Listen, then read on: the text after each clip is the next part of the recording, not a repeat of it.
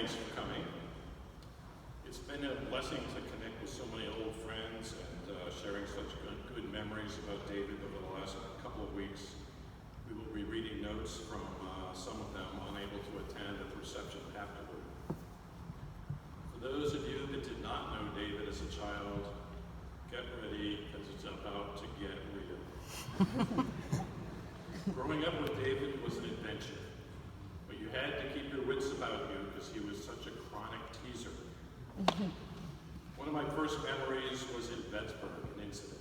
It was a neighborhood we lived in that was a settlement of simple two-bedroom shacks constructed by Cornell to house students coming back from World War II.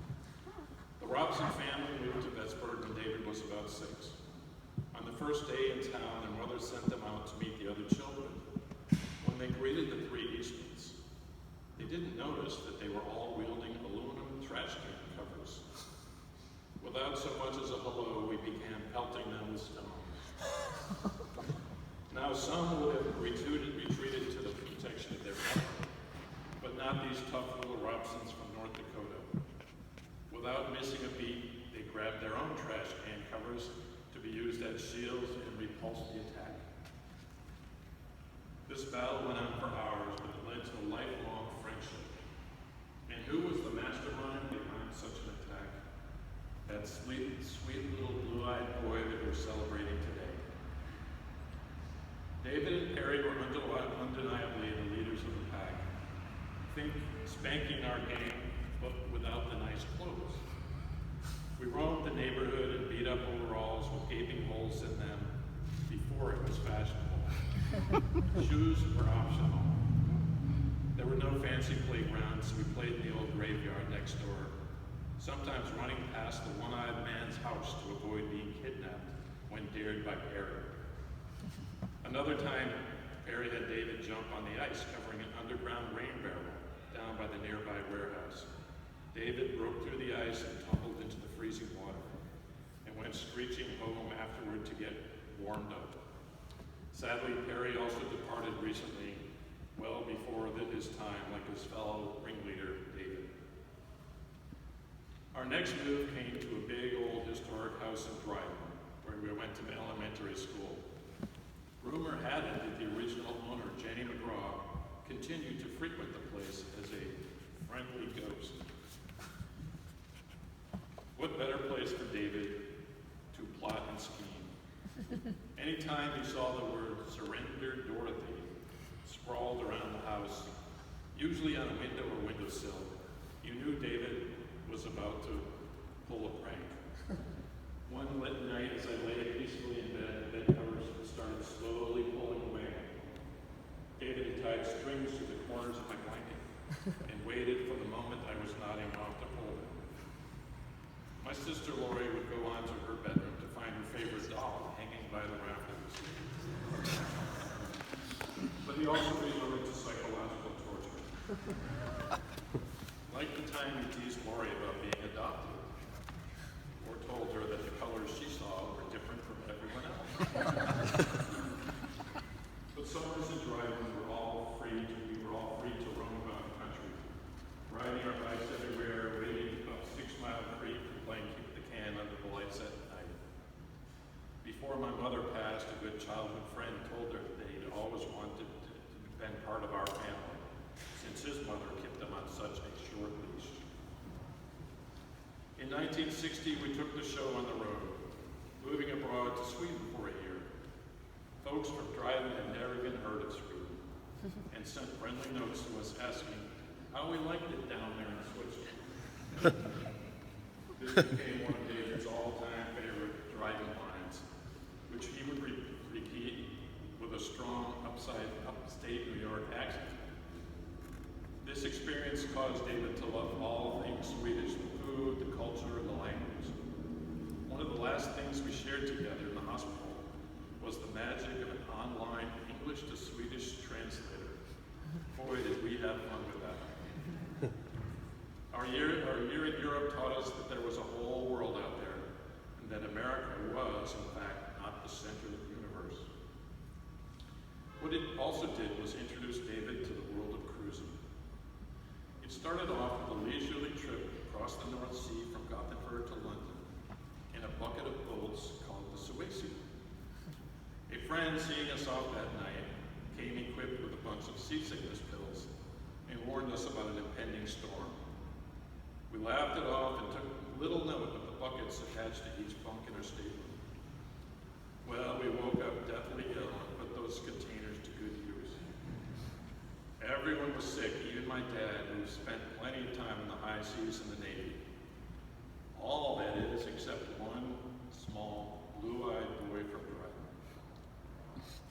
When they opened the galley that next morning, just 5 or 6 passengers out of about 200 or 300 showed up, including one 11-year-old American kid named David. When the crew asked him what he wanted, he said, "Breakfast, I'm starving." Cruising jumped to a whole nother level as we traveled transatlantic from Sweden to New York for 9 days on the Gripsholm. While our parents sat around board most of the time, we quickly made friends and roamed about the ship at will. One of our favorite games was trying to rush through the closing compartment doors when they sounded the horns and tested the locks every day. Another pastime was sneaking into first class and swiping cookies as we passed through the old-timers sipping their afternoon tea. These early voyages on the high seas led to David's lifelong love of cruising, particularly his beloved Queen Mary II. Rarely a week went by over the past few years that we did not receive the latest snippet on the ship or an upcoming cruise special. He kept tabs while ashore via live webcam broadcasts from her bridge. After Sweden, we ended up in Ithaca for David's high school years. At Ithaca High, he excelled as a student and artist and dabbled in sports, participating in the wrestling and swim teams. He was universally liked by his teachers and represented an outstanding role model for his adoring siblings. Despite all his hard work, David's high school years were not without fun and adventure. One time he discovered that Mohawk Airlines was offering all-you-can-fly weekends for pittance, $39. He organized a group of us to fly the friendly skies non-stop Friday evening to Sunday afternoon, munching on peanuts and touring such hot spots as Elmira, Harrisburg, and Pittsburgh. The flight attendants got to know us, and we didn't even bother getting off the plane when we reached each new destination. But no talk of teenage years would be complete without mentioning Beaver River Flow, or the Flow as we christened it. The Flow was not merely a place on the map, but in many respects a whole way of life. Each summer, my dad and Uncle Bob would take the 4 oldest boy cousins to a remote place in the Adirondacks called Beaver River Flow. To get there, we had to drive north an hour or 2 from Utica, followed by another hour on a dirt road to a small fishing hamlet where we rented a small outboard motor boat. We then putt-putted up a series of lakes. You still with me? Until we reached a tiny island we called Twin Pines. There was not a single thing there except the sandy beach and pine trees. So we had to bring everything literally with us: food, water, shelter, and plenty of beer and bottles. But to us, it was heaven on earth. We were allowed to do pretty much anything we wanted, which to teenage cousins meant playing with knives, swimming in the buff, and listening to top 40 songs on a transistor radio that my cousin Doug brought along. Also gone way too soon. Think Lord of the Flies with a couple of beer-spilling chaperones. When things got loud and rambunctious, the 4 of us would be sent out into the lake with soft drinks and a bag of chips. As I think back, I can't help but wonder what our fathers were thinking. After all, this was well before GPS, cell phones, or any sort of navigational devices. In my view, there were no distinguishing characteristics in the landscape to steer us home. Well, we always made it back without getting lost or running out of gas, because we had a secret weapon. David, who was a sea scout and knew how to navigate using the sun and wind. How he did it remains a mystery to me today. For his next adventure, adventure, David traveled across town to the ivy-covered walls of Cornell. There he thrived intellectually and gathered a close circle of like-minded friends, some of whom were sitting out their lunch too.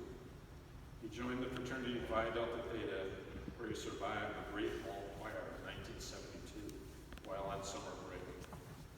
Always curious and opinionated, David could be found discussing politics, philosophy, or religion with his posse during straight breaks at the student union, or over 25-cent beers at the Royal Palms College. He excelled academically and graduated as a chemistry major with honors. After his junior year, David drove across country to California with his girlfriend, Kristen, at the time. I hitched a ride with them and spent the summer together in San Francisco. I remember we passed through Des Moines, Iowa one Friday night and experienced a phenomenon known as scooping the loop, a well-known ritual in the Midwest whereby teenagers in muscle cars raced around the center of town, showing off their drag racing skills. We revved our little 2.0-liter BMW engine at each light, challenging every car next to us. Years later, David would ask any Midwesterner he encountered if they had ever scooped the loop. That racing spirit stayed with us as we were passing through Wyoming. We were followed by a carload of Indian girls in Cheyenne from a nearby reservation. We exercised evasive driving skills as best we could, but they stayed on our tail, hooting and hollering, waving out the window and honking their horn. Eventually, we lost them, but to the end, David never failed to mention the time we were chased by those Indian girls.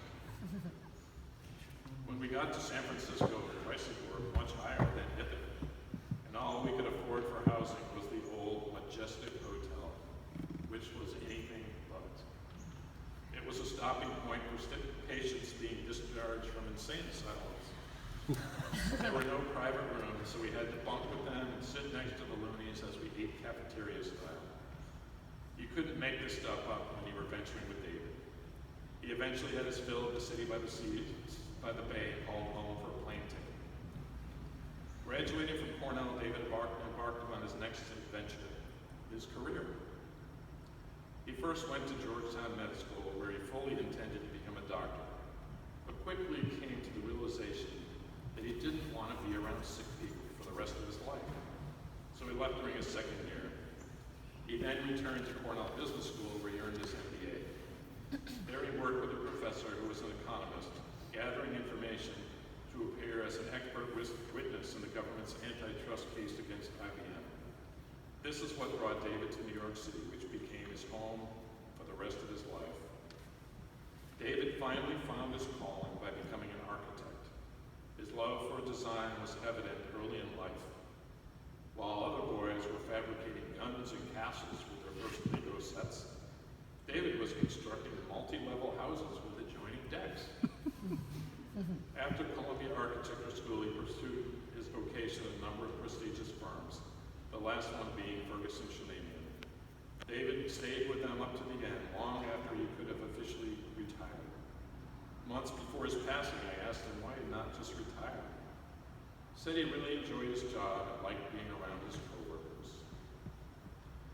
So now David has embarked upon his ultimate adventure, a journey to the spirit world. Before he died, I asked David if he had made his peace with his God and if he was ready to go. I guess so, he replied, suggesting to me he had grown weary of the struggle, but remained reluctant to depart the living. In the Lakota tradition, this means walking up over a beautiful hill to be greeted by friends and family on the other side who have gone before you.